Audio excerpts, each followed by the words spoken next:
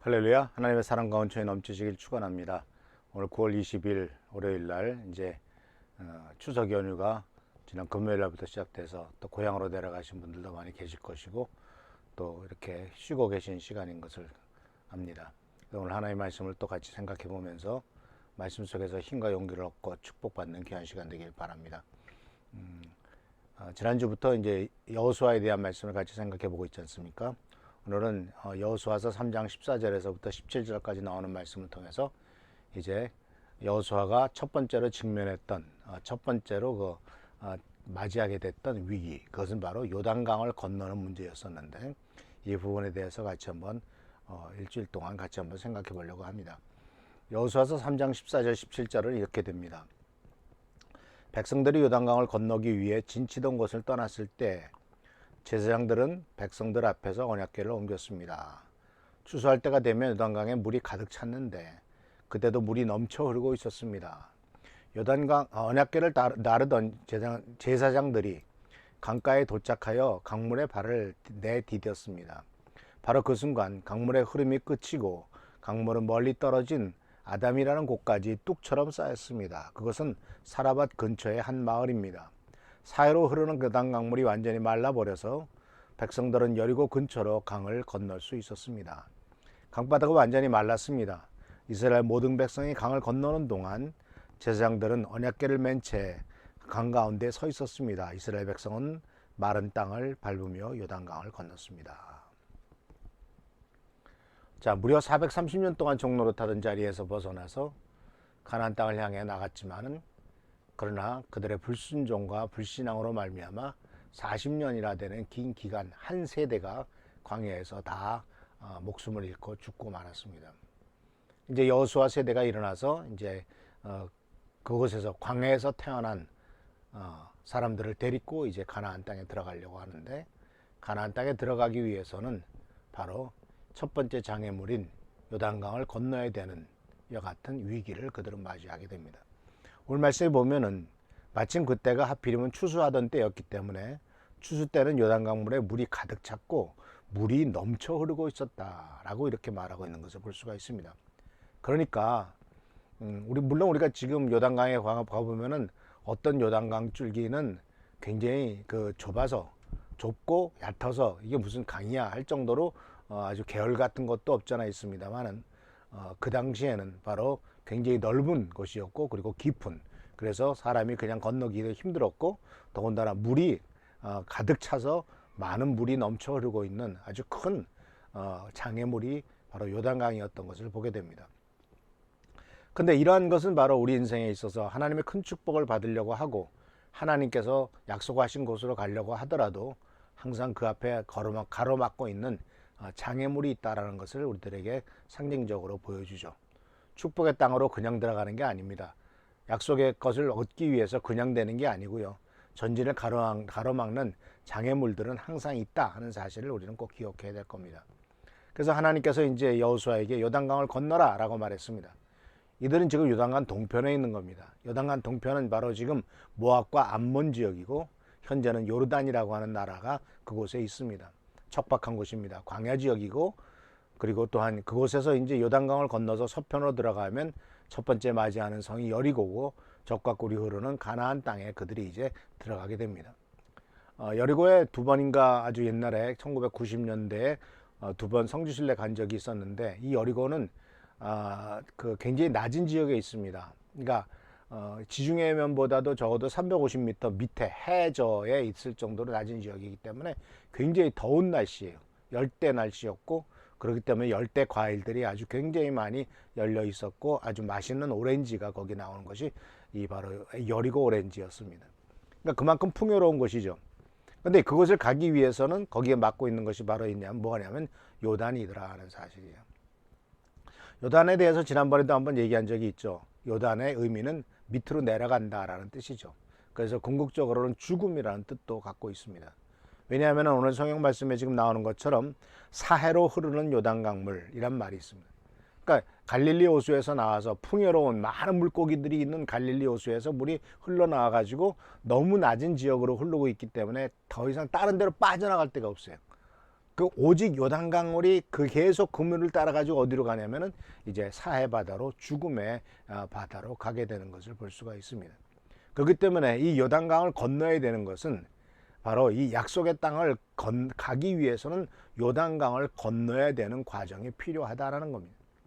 성경 말씀에 보면은 이 3장 1절에 보면 시딤을 떠나라는 말이 나옵니다. 시딤. 그리고 이 시딤에 대한 얘기는 뭐라고 말하고 있냐면은 바로 여호수아서 5장 9절에서 이런 말이 나옵니다.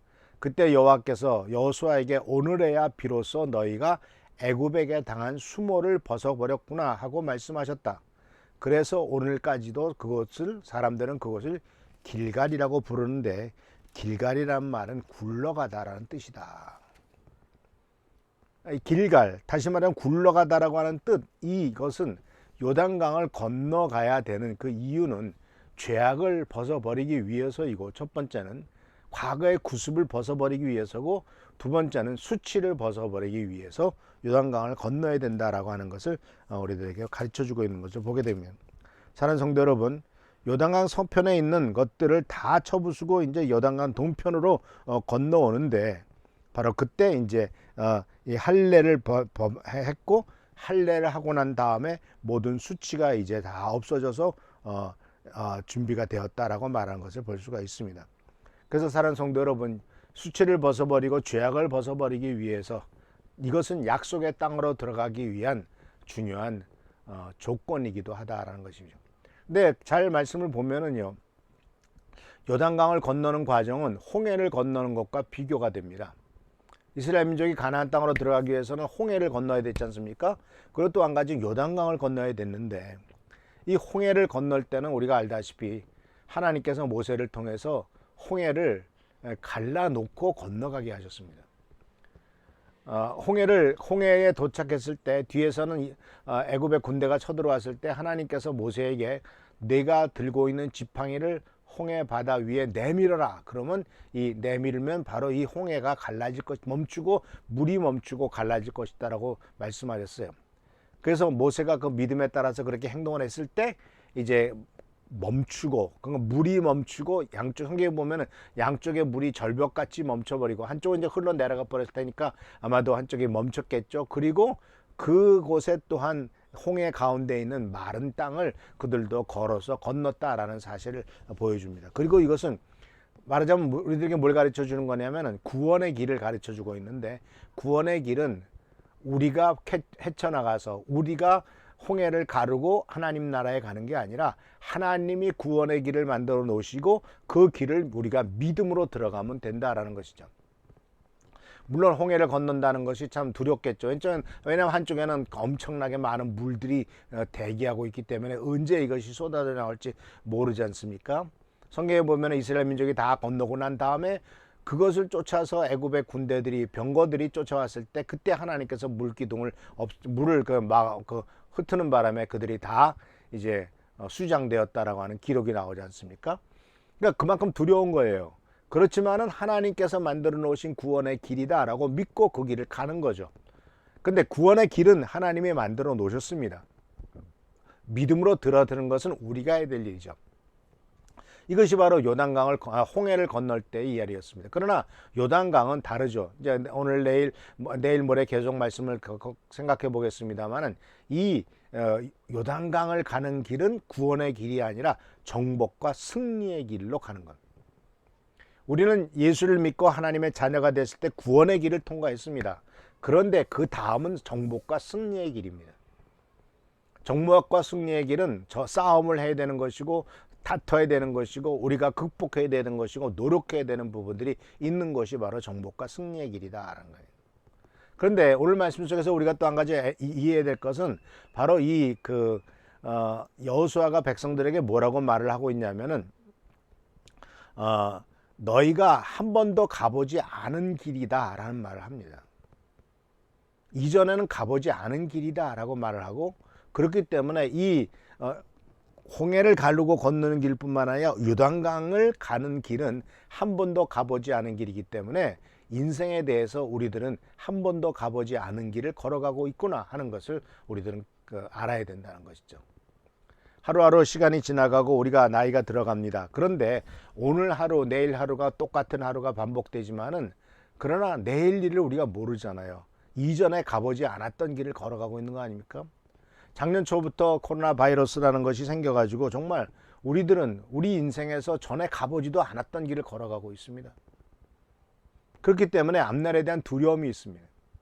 어떻게 될까? 전 과연 또 코로나 바이러스가 이게 어떻게 끝날까? 앞날에 뭐가 기다리고 있을까?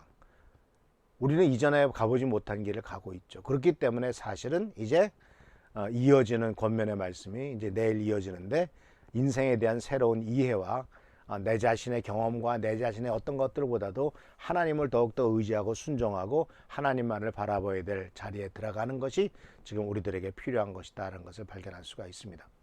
오늘 말씀을 마칩니다. 우리는 요단강을 건너가야 됩니다. 그래야 그곳에 젖과 꿀이 흐르는 땅을 정복할 수 있고, 첫 번째에 이 장애물인 요단강을 건너가야 된다는 사실을 기억하시면서 오직 주님에게 순종함으로써 요단강을 건너 축복의 자리로 나가는 우리 귀한 성도들 되시기를 축원합니다. 기도하겠습니다.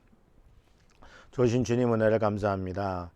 하나님께서는 이스라엘 민족을 향하여 요단강을 건너라고 말씀하셨습니다. 그곳에 젖과 꿀이 흐르는 젖과 꿀이 흐르는 곳이 기다리고 있다라고 말씀하셨습니다. 주여, 우리들도 믿음으로 요단강을 건너도록 도와주시고 그리하여 하나님의 축복과 은혜를 누리도록 역사하여 주옵소서. 주께 감사하고 예수님의 이름으로 기도합니다. 아멘. 금주간은 연휴가 있기 때문에 아마 목요일날까 수요일날까지는 계속 쉬시고 목요일날부터 또 출근하시게 될 텐데, 모든 기간 동안 하나님의 축복과 은혜가 넘치기를 바랍니다. 우리 최승규 장로님 또 한은 선생님 위해서 기도해 주시고 모두들 가운데 주님의 도우심이 있기를 기도합니다. 할렐루야. 축복합니다.